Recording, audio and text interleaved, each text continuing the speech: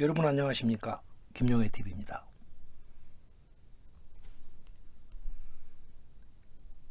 향가에는 특이명사법이라는 것이 있습니다. 향가를 검토해 보면 배경기록과 함께 향가 가사에 고유명사 등 특이한 명사가 들어있는 경우가 있었습니다. 명사를 한자의 뜻으로 풀어보았더니까 향가의 제작 의도와 아주 긴밀한 관계를 가지고 있었습니다. 향가 속에 들어있는 특이한 명사들과 그리고 배경 기록하고 향가의 제작 의도라는 것이 서로 밀접한 관계를 맺고 있다, 이런 것이 발견되더라는 것입니다. 그래서 저는 이러한 법칙을 특이명사법이라고 부르기로 했습니다. 지금까지는 제가 이것을 고유명사법이라고 했습니다. 그런데 꼭 고유명사도 아닌 다른 일반적인 명사에도 이러한 뜻이 들어있더라는 것입니다. 그래서 고유명사 가지고는 폭이 좁다, 그래서 조금 더 넓게 특이한 명사니까 특이명사법이다, 이렇게 부르기로 했습니다. 향가 속에 들어있는 특이한 명사들을 한자의 뜻으로 푼 결과와 배경 기록의 내용과 향가의 제작 의도는 마치 부절처럼, 이 사진의 부절처럼 들어맞더라.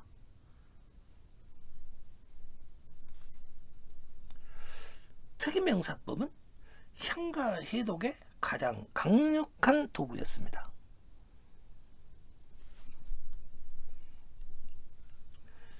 팔색조 향가라는 것이 있습니다. 그에 대해서 말씀드리겠습니다. 향가는 한자로 쓰여 있습니다. 그런데 한자는 여러 가지 뜻을 가지고 있습니다. 그렇기 때문에 향가는 여러 가지 뜻으로 풀릴 수가 있습니다. 향가의 뜻은 팔색조처럼 여러 가지 모습을 가질 수 있다는 것입니다. 팔색조라는 것은 이 사진에서 보듯이 색깔이 여러 개의 새입니다. 파란색을 보면 파란색이고 빨간색을 보면 빨간색일 것입니다. 그래서 향가는 이 팔색조와 같이 여러 가지 뜻을 가질 수 있다. 그럴 수밖에 없다.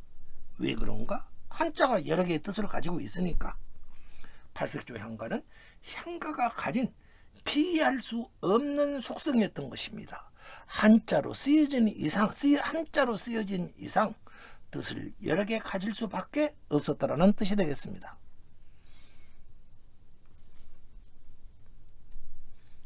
원앙생가로 들어가 보겠습니다. 지난주까지 원앙생가의 배경 기록에 대해 설명드렸습니다. 원앙생가는 신라 문무왕 때 작품이라고 했습니다. 그 당시 원래 신라에는 불교가 들어오기 전은 전통문화 아니었겠습니까? 그 전통문화에 불교 문화가 들어오면서 양자간이 습합하고 있었습니다. 그러면은 불교가 언제 들어왔는가? 2차 단의 순교가 527년의 일입니다. 신라 때 불교가 공인된 겁니다. 서기 527년에. 그러면은 이 노래는 원앙생가는 언제 지었는가? 그로부터 약 170년이 지나서 지어졌습니다. 그러니까 불교가 비록 들어왔다 하더라도 그 전까지는 전통 문화가 있었고 그 약간의 좀 이질적인 문화가 들어왔겠지만 약 170년이 지나니까 서로가 아주 깊숙이 서로 관계를 맺기 시작하더라. 그런 작품이 아닌가 싶습니다. 그래서 보면은 이걸 현대와 비교하자면 이렇습니다. 지금으로부터 170년 전이 어떤가?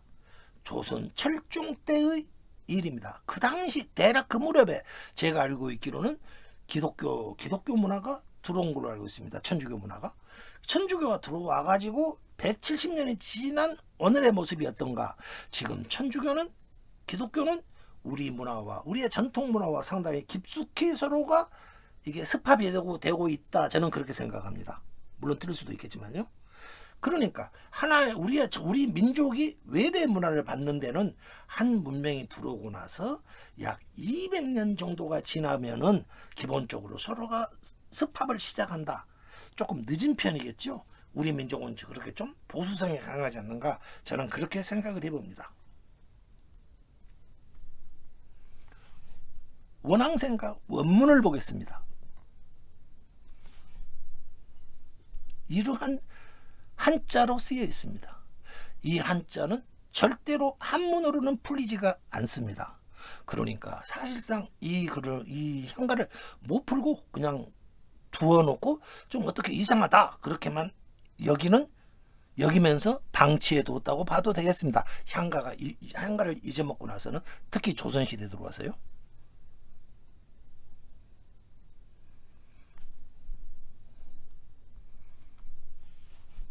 그래서 우리는 어찌하든 향가를 알려면은 일단 이 한자들을 풀어야 합니다.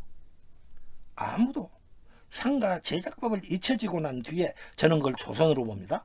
향가가 잊혀지고 난 뒤에는 아무도 이것을 풀지를 못했습니다.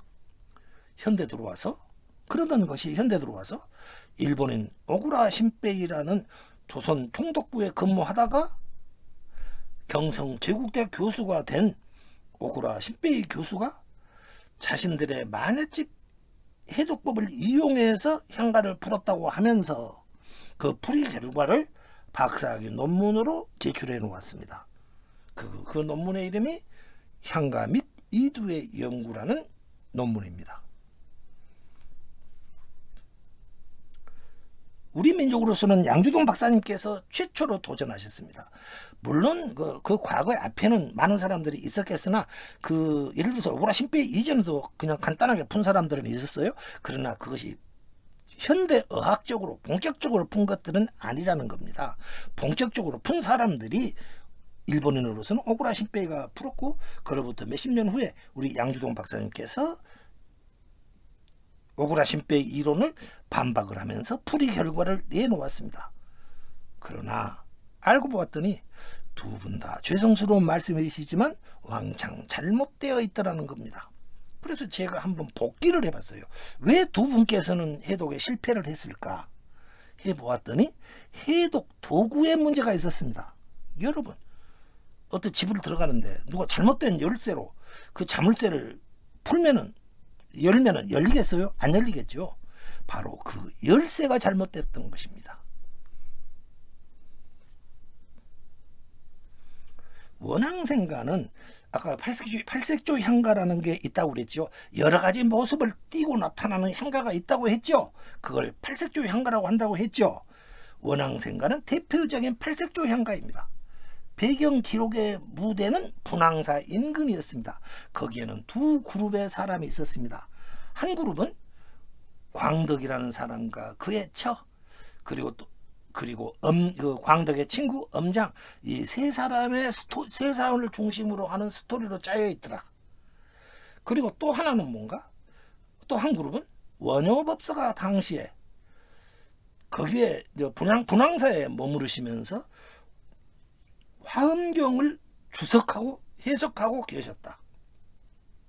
그래서 그 절 안에 있는 원효법사님과 절 밖에서 사는 광덕과 그의 처, 그리고 엄장이라는 광덕의 친구, 이렇게 분황사 안과 밖으로 두 그룹이 살고 있었습니다. 여기 이 사진을 봐주십시오. 오른쪽 붉은 원이 분황사입니다. 왼쪽이 분황사의 서쪽입니다. 그러니까 이 광덕과 그의 처는 이 사각형 박스 안 어디쯤 살고 있었겠죠. 원효 스님께서는 이 동그라미 속에서 살고 계셨을 겁니다. 원앙생가는 두 가지 측면으로 풀립니다. 하나는 광덕의 처를 중심으로 한 측면에서 풀렸고, 광덕과 광덕의 처, 그리고 엄장과 관련된 부분이 있었고, 하나는 원효 법사의 시각으로 본 풀이가 나오더라는 겁니다. 오늘은 광덕, 이거 한 가지 그룹, 광덕과 광덕의 처, 그리고 친구 엄장을 중심으로 보면은 어떻게 풀리는가, 그걸 풀도록 하겠습니다. 그리고 이 단원이 끝나고 나면은 두 번째는 원효의 측면으로서는 어떻게 풀리며 그것은 무엇을 의미하는가. 한가는 굉장히 중요한 걸 의미한다고 그랬지 않습니까? 거의 그 국가적 차원의 중요한 게 있다고 그랬지 않습니까? 그러면 과연 그것은 무엇을 말하는가? 그것은 제가 1강, 2강에서 말씀을 드리도록 하겠습니다. 오늘은 일단은 광덕과 광덕의 처, 그리고 엄장의 이야기입니다. 그걸 풀면 이렇게 풀립니다. 향가 제작법으로 풀어보면은 광덕의 처에게 말하는 향가입니다. 달 아래 네가 사는 세상 또한 서방정토라 생각하고 남정네에게 가주어야 하리. 보내주어야 하리. 무량수불 앞에 번뇌하는 일을 꾸짖고 그를 무량수불에게 보내주어야 하리. 서원 깊사온 분의 바람을 우러러야 하리. 두 손 모도니 꽃이 빛나라. 원앙생 바라는 사람이 있으며 무량수불에게 보내주어야 하리.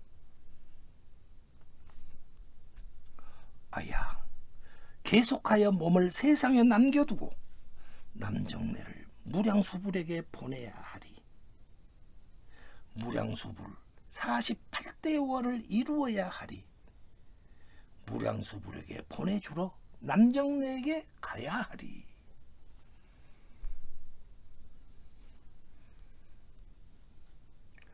광덕과 그의 처, 엄장 세 사람의 측면에서 바라보면은 이렇게 풀렸습니다.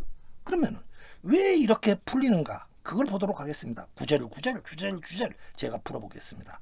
단번에 이해가 안 될 테니 몇 번이고 반복해 들어주시면 감사하겠습니다.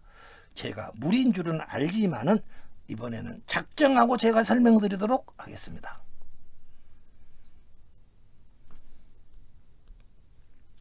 첫 구절입니다. 첫 구절은 이렇게 풀리는 구절이었습니다. 달 아래 네가 사는 밑 또한 서방정토라 생각하고 남정네에게 가주어야 하리.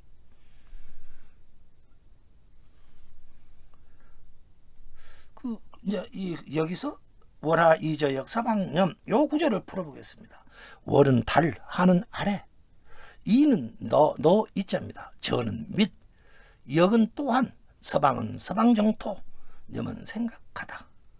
이걸 자연스럽게 쫙 연결하면은 달 아래 내가 사는 밑 또한 서방정토라 생각하고 이렇게 풀립니다. 그런데 양주돈 박사님들은 이렇게 안 풀어요. 왜? 양주돈 박사님들은 이 향가 문자를 발음 기호로 알아봐요. 알파벳으로 알아요. 소리로만 알아요. 그러니까 어떻게 되는가? 달아 이제 서방가장 이렇게 여기까지 하면 서방가 이렇게 풀어요. 점이 까랍니다. 까.